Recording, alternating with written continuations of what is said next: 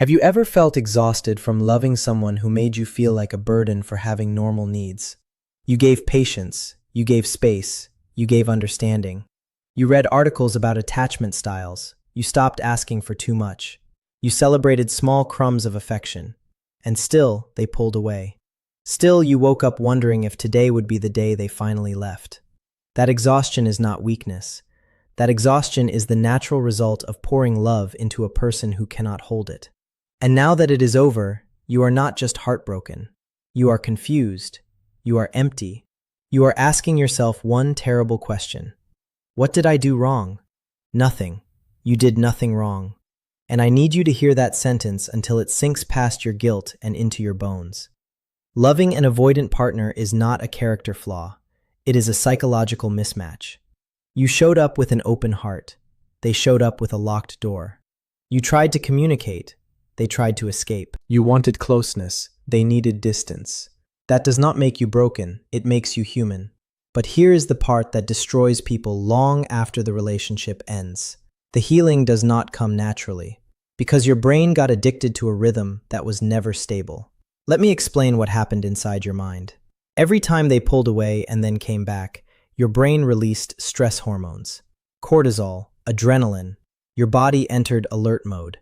Then when they returned, when they finally gave you a warm text or a good day, your brain released dopamine, a reward chemical. That high felt amazing. Not because they were amazing, but because relief from pain feels like pleasure. Over time, your brain learned to crave the relief more than the love. You became addicted to the cycle, not the person. That is why you cannot stop thinking about them. That is why your chest feels heavy even months later. That is why you check your phone for a message you know will never come. You are not weak, you are chemically conditioned. And no amount of willpower will break that conditioning unless you understand how it works. Healing starts when you stop asking why they left and start asking why you stayed. That question is not blame, it is curiosity.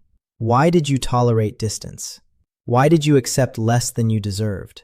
Why did you shrink yourself to fit into their small emotional space? The answers are not about them. The answers are about you.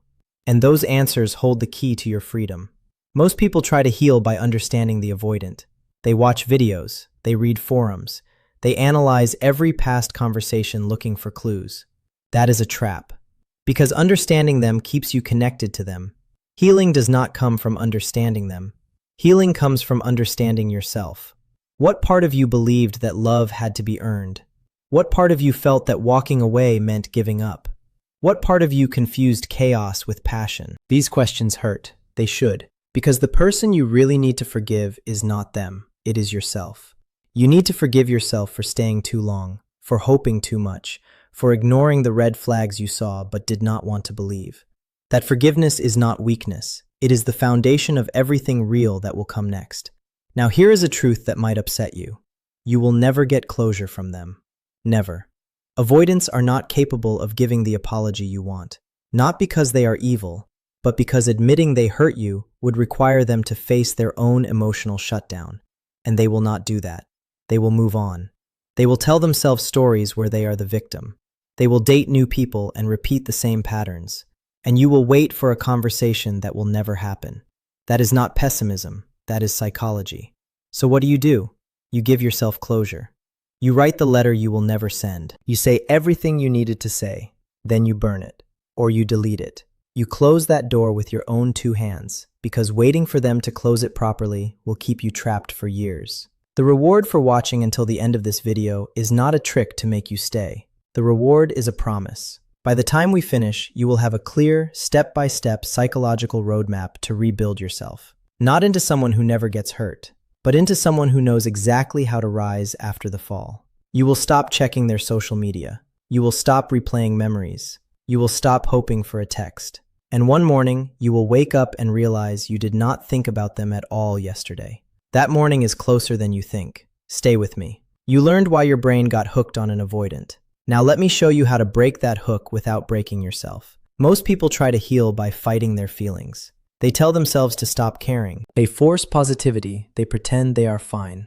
That never works. Because emotions do not respond to force, they respond to understanding. When you fight a feeling, it fights back harder. When you accept a feeling, it slowly loses its grip. So here is your first real step. Stop judging yourself for still hurting. You feel sad? Good. That means you loved truly. You feel angry? Good. That means you know you deserved better. You feel confused? Good. That means your mind is trying to make sense of something that made no sense. None of these feelings are your enemy. They are messengers. Listen to them. Write them down. Name them. I feel small. I feel rejected. I feel foolish. Naming a feeling takes away its mysterious power. It becomes a fact instead of a monster. Now, let me show you the hidden wound that no one talks about. Loving an avoidant does not just break your heart. It breaks your trust in yourself. You start to doubt your own perceptions. Was that really coldness, or was I too needy?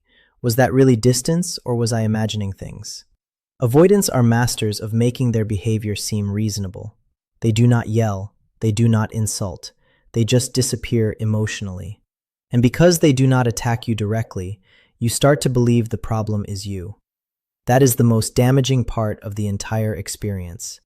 You lose the ability to trust your own gut. And without that trust, you cannot make good decisions. You cannot leave bad situations. You cannot stand up for your needs. Healing means rebuilding that trust one small moment at a time. Every time you honor a feeling instead of dismissing it, you rebuild. Every time you say, "That hurt me," without needing them to agree, you rebuild. Every time you choose yourself over a memory, you rebuild. Here is a hard question. How many times did you ignore your own discomfort to keep the peace? You felt anxious when they pulled away, but you told yourself to be patient. You felt lonely in their presence, but you told yourself you were asking for too much. You felt unimportant, but you told yourself they were just busy. Every time you ignored your own discomfort, you taught yourself that your feelings do not matter. That is not love. That is self-abandonment. And healing means you stop abandoning yourself. So what does that look like in real life? It looks small. It looks boring. It looks like going to bed early instead of staying up hoping they call. It looks like eating a real meal when you feel like skipping food. It looks like saying no to plans you do not want. It looks like telling yourself, "I matter," even when you do not believe it.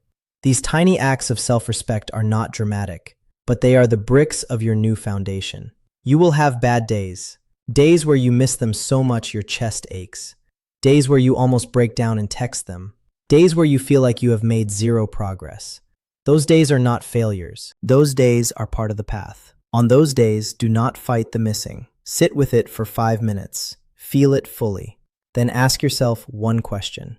Do I miss them, or do I miss the hope of who I wanted them to be? Most of the time, you will realize something important. You do not miss the actual person. You miss the potential you saw.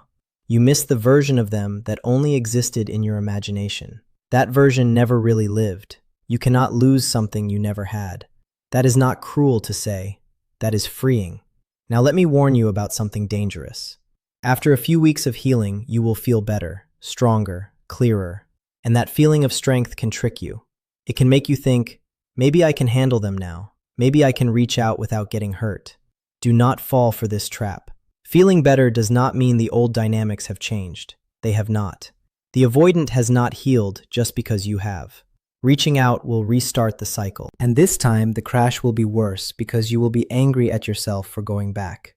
Healing is not a straight line. You will have setbacks. You will have moments of weakness. That does not mean you are broken. It means you are human. The only failure is giving up on yourself completely, and you have not done that. You are here. You are reading. You are trying. That is proof that something inside you still believes in your own recovery. In the next section, we will go deeper into the shame that keeps you stuck. The shame of staying too long. The shame of begging for love. The shame of losing yourself. And I will show you exactly how to cut that shame out of your chest. Stay here. You are doing the real work, and the real work always pays off.